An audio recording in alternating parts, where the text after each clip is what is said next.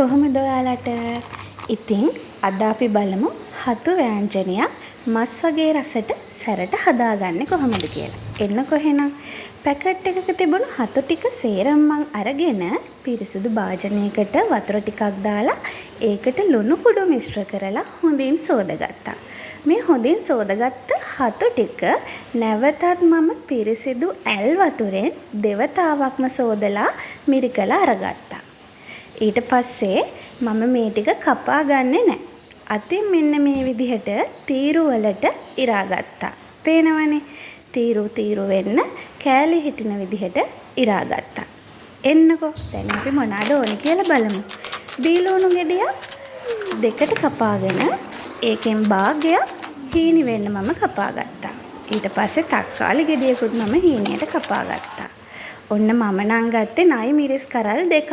ඔයාලා කැමති නම් අම මිරිස් ගන්නත් පුළුවන්. මන් ටිකක් සැරට ඕන නිසා හතු ව්‍යංජනයට දාන්න නයි මිරිස් තමයි ගත්තේ. ඊට පස්සේ අපි බලමු තව මේකට මොනවාද ඕන කියලා. එන්නකෝ. හීනියට කපාගත්ත බීලුණු, නයි මිරිස්, ඉඟුරු සුදු ලුණු පේස්ට් එක, ඒ වගේම කරපිංචා ස්වල්පයක්. මේ ටික තමයි අපිට හතු ව්‍යංජනය හදාගන්න ඕනි වෙන්නේ. ඉතින් එන්නකෝ අපි දැන් වැඩේ පටන් ගමු. ඇතිලියක් ලිපේ තියලා රත් වෙගෙන ඉද්දී තෙල් ටිකක් දාලා ඒකට අබ ටිකක් දාලා පුපුරගෙන ඉද්දී ඉඟුරු සුදු ලුණු පේස්ට් එක අපි තෙලට දානවා. මේක රන්වන් පාට වෙලා බැදීගෙන ඉද්දී හොඳ සුවඳකුත් එනවනේ. එතකොටම අපි ඒකට එකතු කරනවා මිරිස් කුඩු තේ හැඳි දෙකක්. මිරිස් කුඩු තේ හැඳි දෙකක් එකතු කරලා අපි මේ ටික නැවතත් තෙලේ ටෙම්පරාදු වෙන්න අරිනවා.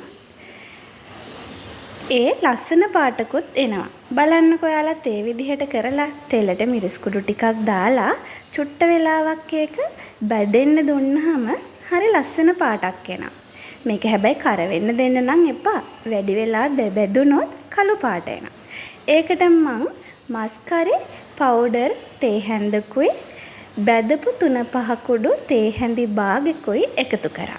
ඒකටම ලුණු රස පදමට එකතු කරගත්තා. ඉතින් මේ ටිකත් හොඳට කවලම් කරගන්න ඕනි.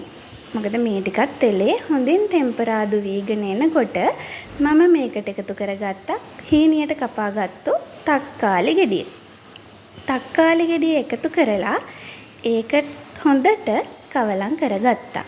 තෙලේ හොඳට ටෙම්පරාදු වෙන්න තිබ්බා. ඊට පස්සේ මේකට දාගන්නවා මම හීනියට කපාගත්තු බීලුණු ගෙඩි භාගෙ. බීලුණු ගෙඩි භාගෙත් මේකට දාලා හොඳින් ටෙම්පරාදු කරගත්තා. පේනවනේ?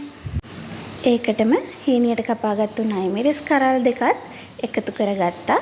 කරපිංචායිත්තත් මම එකතු කරගත්තා. මේ ටික හොඳට ඔන්න දැන් ටෙම්පරාදු කරගත්තා. මේ ටෙම්පරාදුවෙන් පස්සේ අපි මොකද කරන්නේ? එන්නකෝ බලන්න. දැන් නම් ඉතින් හොඳ සුවඳක් එනවා හතු ටික එකතු කරන්නත් කලින්. තක්කාලි, බීලුණුයි, නයි මිරිසුයි දාලා මේකට තව ගම් මිරිස් චුට්ටකුත් දාගත්තා.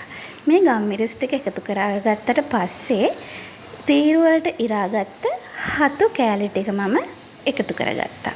හතු කෑලි ටික හොඳින් එකතු කරලා හොඳින් ටෙම්පරාදු කරගන්නවා. මම මේකට වතුර මොනම වෙලාවකවත් එකතු කරන්නේ නැහැ. මොකද මේ හතු ටික තැම්බෙනකොට මේ හතු වලින්ම වතුර උනනවා. ඉතින් ඒකෙන් තමයි මේක තැම්බෙන්නේ. ඒකෙන් තවත් රස වෙනවා. හතු ව්‍යංජනේ රස වෙන්න රහසක් තමයි වතුර එකතු කරන්න එපා මොනම වෙලාවකවත්. එහෙම වුණොත් හතු එකේ තියෙන වතුරයි අපි දාන වතුරයි එකතු වෙලා දිය රහක් ගන්න බලනවා. ඉතින් බලන්නකෝ වතුර නැතුවත් හොඳින් තැම්බිලා වතුරත් උනලා. ඉතින් විනාඩි 2-3ක් විතර තැම්බෙන්න තියලා පියනකින් වහලා මං පියන අයින් කරාට පස්සේ තියෙන විදිහ තමයි මේ. දැන් ඉතින් හදලා ඉවරයි. දැන් ඉතින් තියෙන්නේ රස බලන්න. ඉතින් අනිවාර්යයෙන්ම ඔයගොල්ලොනොත් මේ විදිහට හතු ව්‍යංජනේ හදලා රසද බලලා කියලා කියන්නකෝ. ඉතින් ආයෙත් අලුත් වීඩියෝවක් අරන් එනකන් සතුටින් ආදරෙන් ඉන්න. ගිහින් එන්නම්. ආදරෙන් තේරි.